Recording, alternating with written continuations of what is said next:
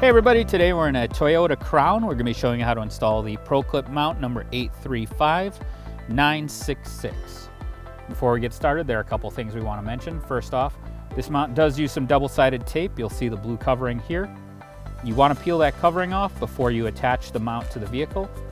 That tape is designed so if you ever have to remove the mount, it's not going to leave any marks or residue behind. Second, always attach the mount to the vehicle before you screw anything to the faceplate. So with that, we'll get started.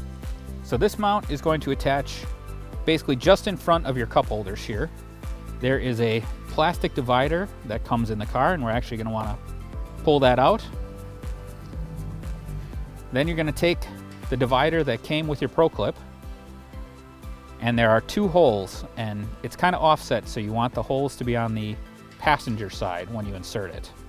You want to insert the mount plate just in front of these two retaining pieces of plastic that were holding the original separator in. So you just get it in there and make sure it's as far back as it can go.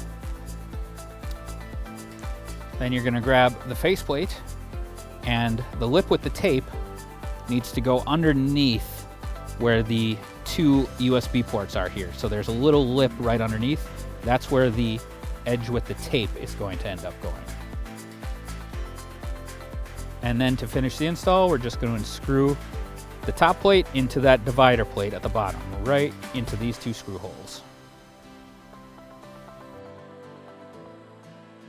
Now the screws are in place, you have a nice solid mounting platform for a custom ProClip device holder.